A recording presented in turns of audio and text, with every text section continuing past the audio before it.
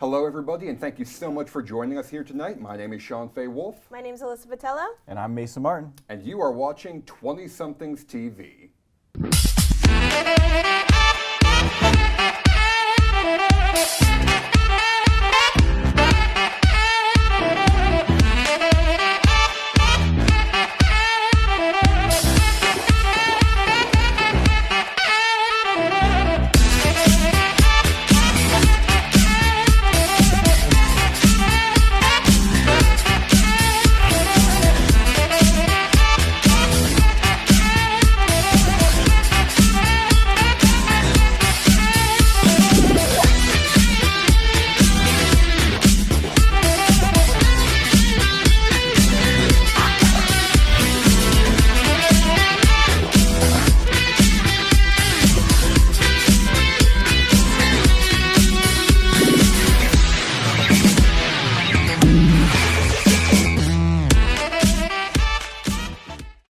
First story tonight here at the Round Table, which, if you don't know what the Round Table is, this is just our discussion area where we talk about various elements of pop culture, from celebrity news to entertainment to politics to pretty much anything that tickles our fancy.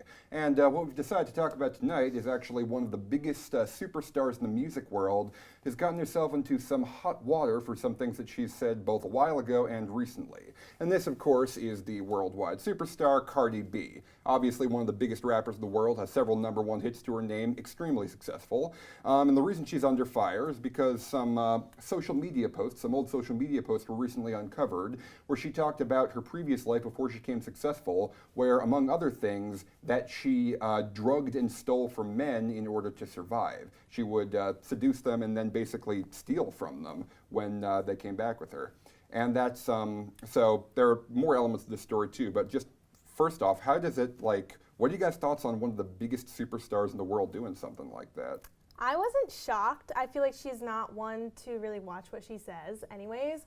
So when that came out, I was kind of like, yeah, that seems like something Cardi B would do, even though it's awful, like it's really, really bad and it's kind of shocking. I don't know, I just feel like it wasn't so shocking that she did it.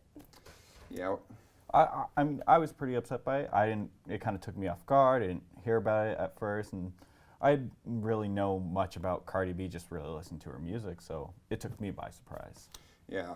Of course, she did, of course, issue a apology of sorts for this, where basically what she did was she said that this was a part of her past that she was not proud of. She says that basically any artist who, comes from a background like hers has to struggle and do things they're not proud of in order to survive.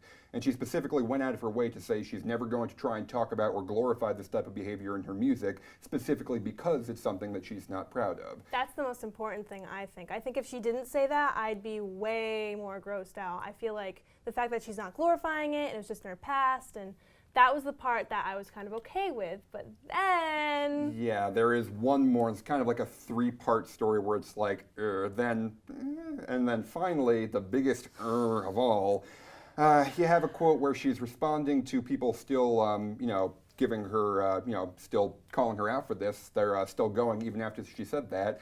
And one of the quotes she said was, not quoting her directly here, but what she said was that, she said, "I'm not like Bill Cosby. Stop calling me Bill Cosby and comparing me to him. The difference is that, when I did it, the men I did it to got, they got an erection, and if you get an erection, that means that they want it and it is consensual." That is the big problem, because that definitely does not mean it's consensual. I think she has a lot to learn, definitely. I think no matter what she said beforehand, apologizing for everything, that what she just said, if it's not rape if he still got hard, it took her out of it. She completely lost all hope of regaining any sort of,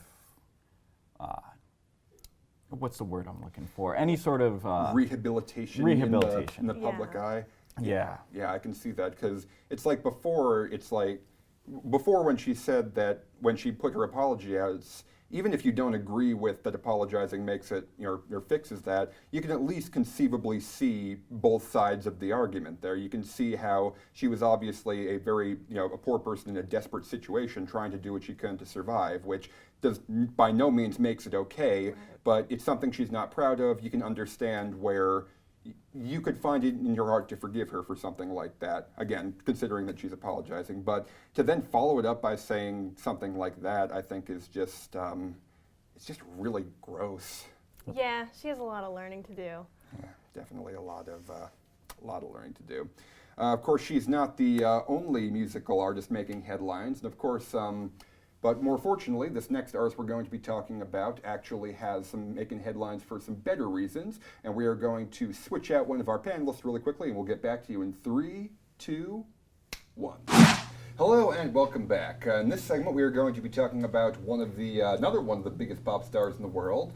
But in this case, we're not going to be talking about her because she said anything stupid. We're going to be talking about her because she released something great. And LJ, our new panelist here, would you like to tell us who that artist is and why we are talking about her? Yeah, so this is somebody who's really up and coming in pop music. She's very young. Billie Eilish, 17 years old, just came out with her second album, March 29th. And it's called When We Fall Asleep, Where Do We Go? And it is absolutely incredible. I think it mixes all kinds of deep, dark emotions into pop music in a way that we've never really seen before, especially from someone so young. Like, she just absolutely blows my mind. I don't know if you guys have heard the new album yet, or like how you feel about it. It's amazing. It's so cool, and what you said is so important. It's like never been done before. I feel like she's kind of this like entrepreneur in this kind of genre of music that she's creating, and it's so cool. I love it. I'm obsessed. It's the coolest thing ever. Yeah, I'll admit I haven't listened to the entire album, but I have listened to all the singles off of it. And I have to say, just, you know, from the first moment I heard, what was it called, When the Party's Over, I was just completely in love with Billie Eilish and, you know, her sound and just like everything. And what really, you know, blew me away is the more I listened, not only is all of her stuff really good, but it's all completely and totally distinctive from one another, and yet you can tell that her mark's on. You can tell it was all made by the same person. There's a very, even as different as her songs can get, there's a through line between them, and I think that that's incredibly impressive to have that level of vision and also distinctiveness. Yeah, I feel like the thing that really stands out for me is that she's so committed to like her style and like how she wants her art to be perceived. And I don't know if you've seen any of the new videos off the new album. She did a collaboration with Takashi Murakami, who is an artist who works a lot with like Kanye, like on his original Graduation album. He just did a whole video for her. I just feel like as she keeps collaborating and like meeting, you know, people like Takashi, it just gets so much better. Definitely, if you haven't seen the video for You See Me in a Crown, that one, the new one she came out with on Apple Music with Takashi Murakami, like absolutely just visually one of the most stunning music videos I've ever seen. And yes. I feel like too, she came out with Bad Guy. I don't know if you've seen that one yet. That one's also just awesome, and it's just, she's great. And that clip right there is from When the Party's Over. If you haven't seen that video, definitely. She's an artist. She's an artist. Just the commitment she has to just, her expression is so mind-blowing, especially at that age. And I think her new album too, a lot of it is based off of nightmares that she had as like a kid. So I heard that, yeah. Really, really awesome as well, the sort of, you know, pop album, but based on nightmares. She's so cool. I love how like scary her aesthetic is too, because that's not something that you see a lot of, especially from someone who's like this, what is she, like 17 now? Yeah, like the 17-year-old girl. She's still like scary, and like she gets off on that too. She loves being like the horror aesthetic, and she wants people to be like afraid of her. It's so cool and so different and new and fresh, and I love it. Yeah, and she's the kind of person where you mentioned that she's working with some other high-profile artists here. It's like most of the times when I see a collaboration between people, I'm like, oh, that's cool, like different flavors of, you know, performer mixing together to create something new. With her, I think that what's so cool about Billie Eilish is that it seems like she's almost like a snowball rolling down a hill, just like picking up influences, and like every time she meets with a new person or works with them, she like takes ideas. Like when I hear from all the stuff I've heard from her so far, it just seems, she just strikes me as someone with just this amazing abundance of cool ideas that she wants to share. And it seems like the more people she works with and the more different styles she exposed to, the bigger that snowball is going to get, and the more it's going to just all mix together. And I just think that, you know, when you have so many people who essentially put out more or less the same song over and over again, especially that get popular nowadays because, you know, people like what they like, to have someone like that where every single thing is so distinctive, and I just can't wait to see where she goes from here.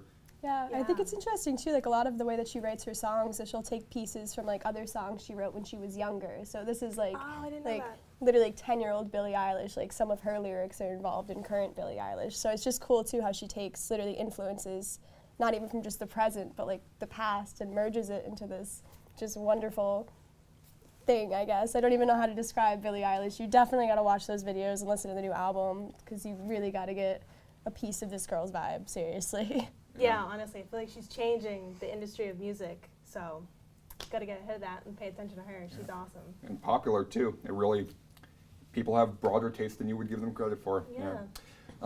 And speaking of broader tastes, we do have more to talk about than just Billie Eilish, even though it seems like we could clearly talk about her all day if Literally we wanted to. forever. I think we all have a lot to say, but we do have to move on. So yeah, stick with us. We're going to be talking about some more stuff, and we'll get some more other stuff coming up too. So yeah, stick around, and we'll see you guys in a couple minutes. All right, I'm Matt Meggs, I'm Kevin Carr. and we are HAMMIS Odyssey. And we're going to play 3 originals. The first one, actually, Matt came up with the other day, and we kind of brought it up together, finished it for this, actually. So it's called We Are Here. And it goes into another song that we wrote a few months ago called Monsters. Yeah. And the third song is a song called ODYSSEY, which we've released, so some people might know it, maybe. Yeah. Maybe. It's on like Apple Music and Spotify, so check it out if you want. And we're on like Instagram and stuff like that. Yeah. Officially plugged. Okay.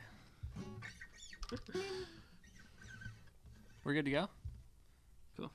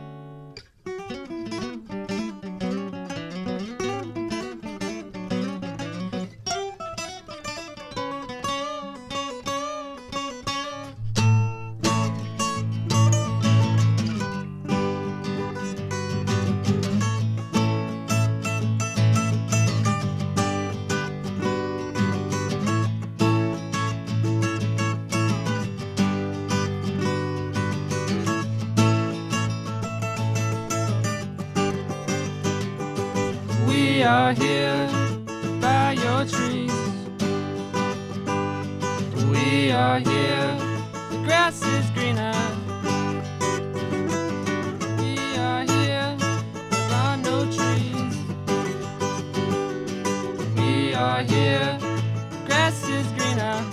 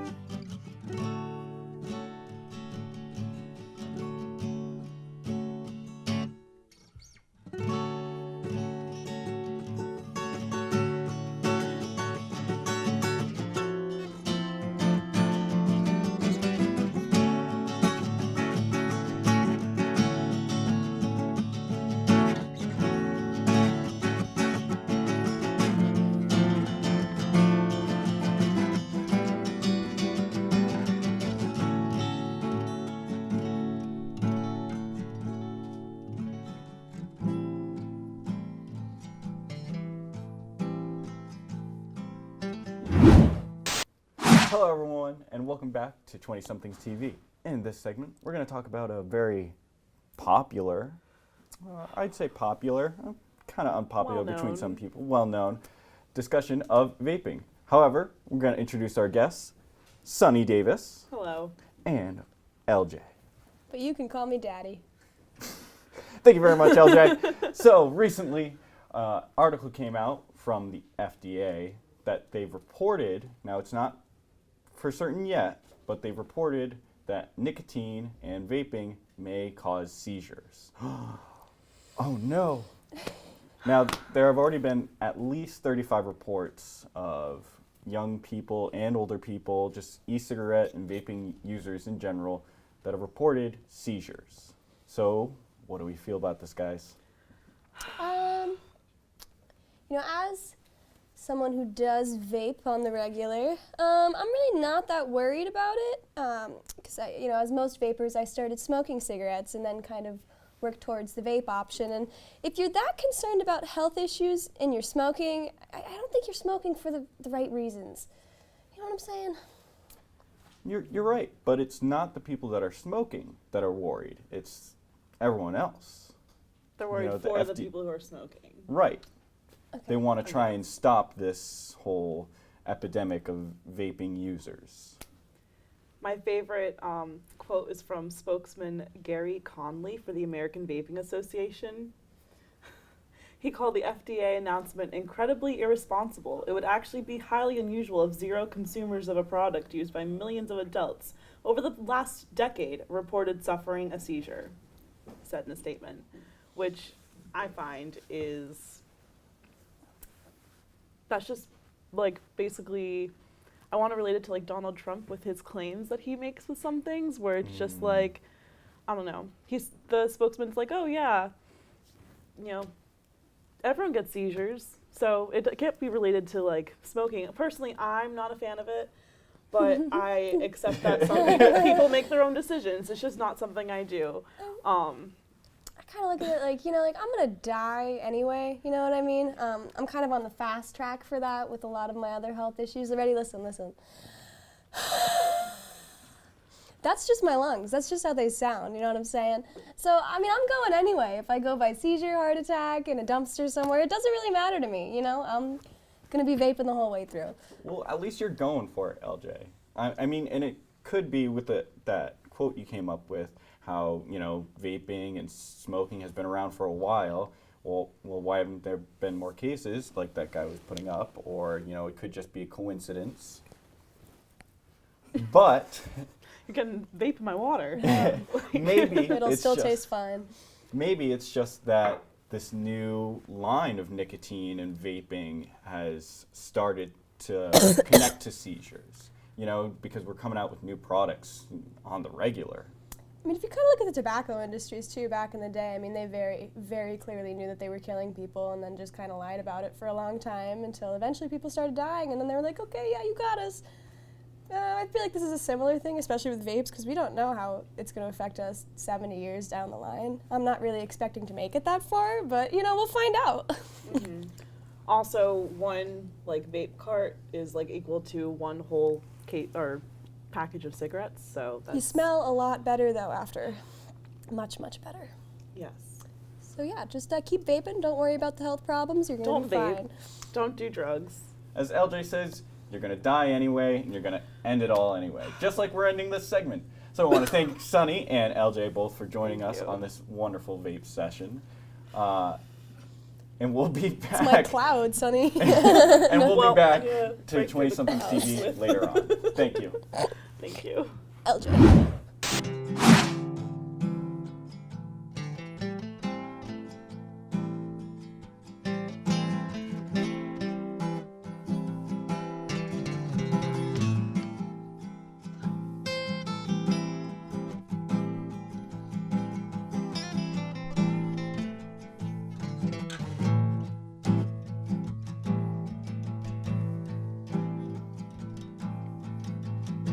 When come the haze, watch when it rolls on by. And everybody knows that they come out when it rains. On down, on down.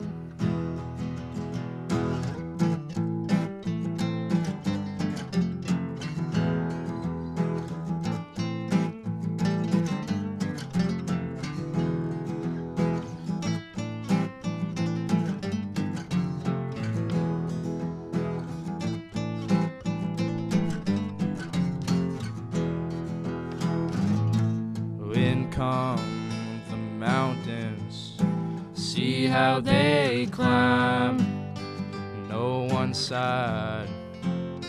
And don't go asking the trees why the sun never shines in your eyes and in your mind. Don't get lost inside your mind. You might start thinking like mine. And every waking is another chance to fall asleep.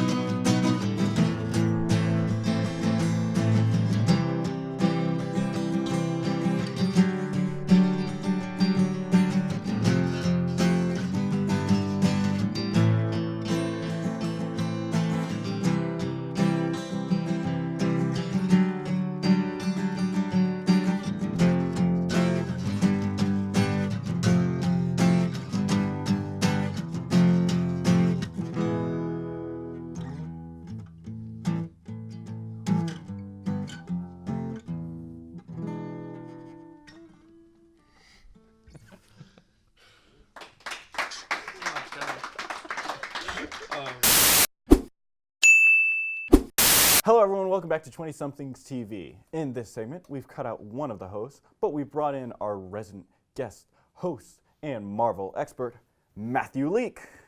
Hi, how you guys doing? Today we're talking about Marvel and how they beat out The Last Jedi, Force Awakens, and Rogue One in pre-sale tickets of just for Marvel's Avengers Endgame. Matt, do you want to talk about that for a little bit? Yeah, so basically they released the tickets for Endgame. I don't remember what day exactly, but they released them, and almost immediately they sold out, like the tickets very quickly. Actually, personally hurt me because I was planning on going to see it with my family in a really nice theater opening weekend, but I was informed at, I think they released the tickets at like 10 o'clock. I was informed at 10:30 by my mom that we couldn't get any opening weekend tickets in that theater at all. So now instead we're in a not as nice theater on, I think it's still opening weekend, but it's just not the nice theater. And I'm really not a fan of that because the nice theater is just a nice theater. Now, you see it as a bad thing, but for Marvel, they must be It's amazing. jumping for joy. It's amazing. It's just the bad thing on my end because now I have to sit in a subpar theater and pay even more for popcorn. So You're right, and I know I was also looking forward to opening weekend of Endgame, and I have to buy my tickets, and I don't even know if I'm going to get it in IMAX now. You know, I'm planning with my friends, so we'll have to see with that. But Marvel is expecting to make around $300 million just from opening weekend, which is insane. They might beat out other records, you know, just for opening weekend. oh, it's gonna be crazy. It's gonna be crazy. It is. And so that's our Avengers news for this segment and this week of 20-Somethings TV. We'll probably have something next week because this is an ongoing thing. But we want to thank you guys for joining in on this segment, and we'll see you guys in the next one. Adios, amigos.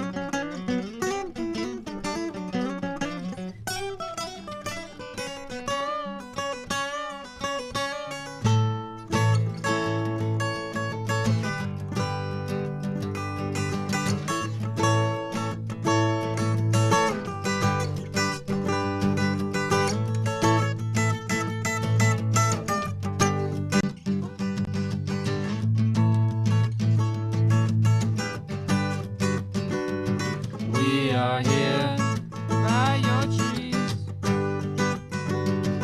We are here, the grass is greener. We are here.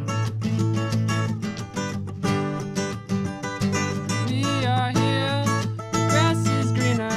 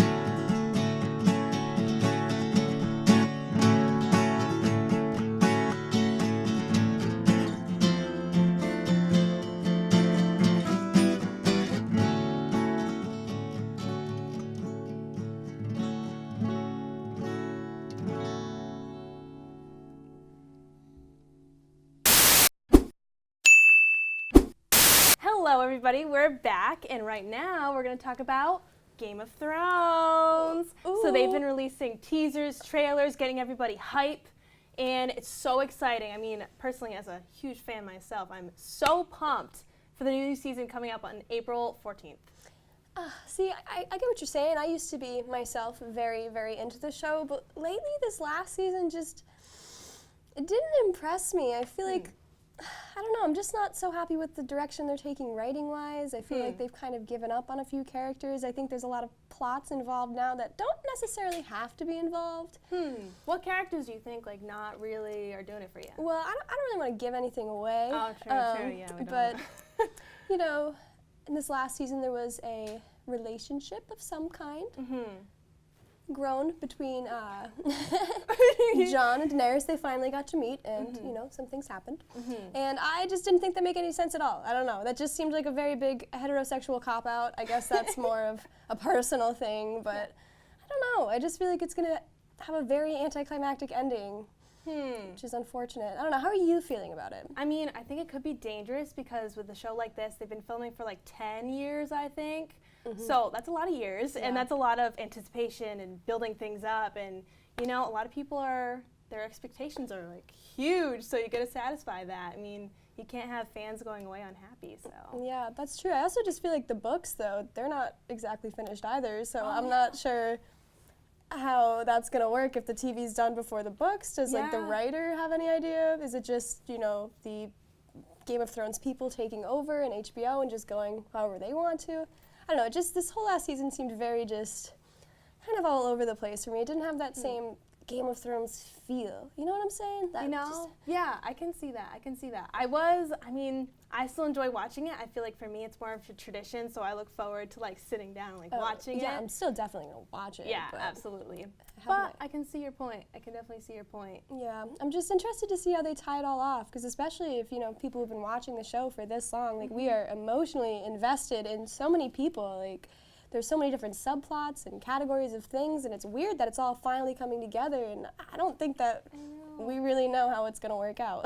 I know, it's a lot of expectations and anticipation, and honestly, I'm interested to see what the actors and actresses do after this, because for them, that's 10 years of their life. It's kind of like the whole Harry Potter thing, where they're like, what do we do now? Like, Yeah, seriously. Yeah. I wonder what they'll do afterwards. I know, it must be hard, though. I mean, poor Jon Snow, if he wants to be in anything else, we're all just going to call him Jon Snow. Yeah, that's true.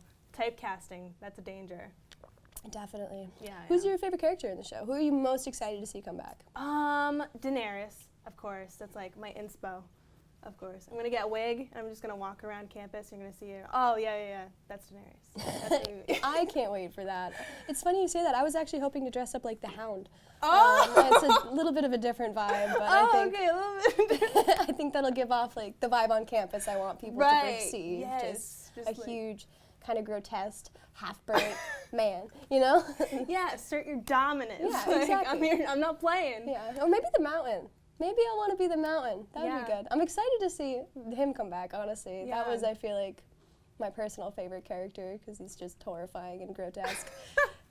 It's a vibe. It's definitely a vibe. Halloween this year is probably going to be filled with Game of Thrones people. Just oh my like, goodness, it's been filled the past few years. Yeah, that's true. I feel like I hate Game of Thrones now too, because the general public is really involved in it. I'm the same way. Once people get into a popular thing, I'm like, no. Yeah. No, But when you you know hear what? ladies yelling about it at the dentist office, it's too much. You've gone too far. Yeah, not into that. But we've got some more exciting content, so we'll see you. LJ.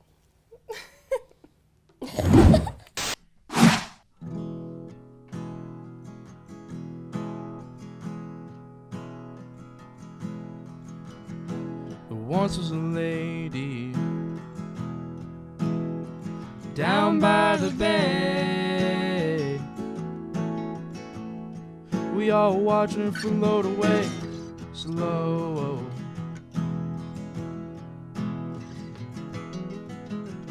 Scales of green and gentle eyes of blue. See how they dance when she looks at you.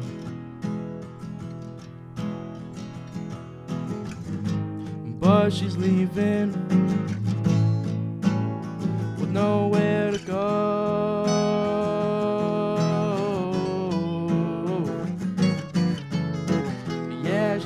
sail, 'cause nowhere is her home.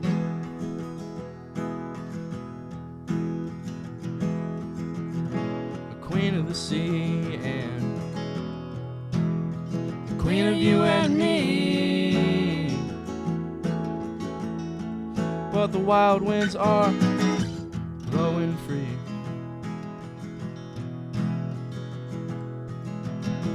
Yeah, she's southbound, down in New Orleans,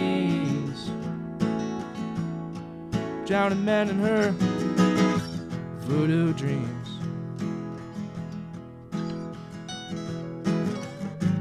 But she's leaving with nowhere to go.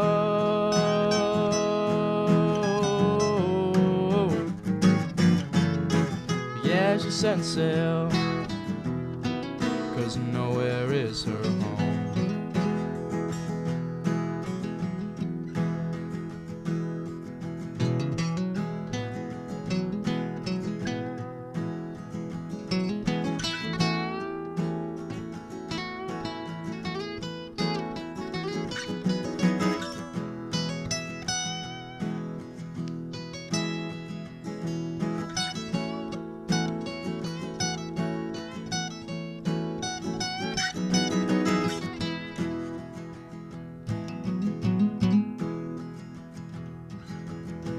Fairly well,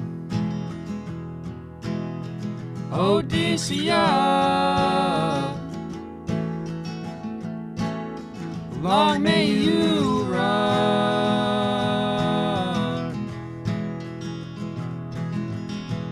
Fairly well, ODYSSEY.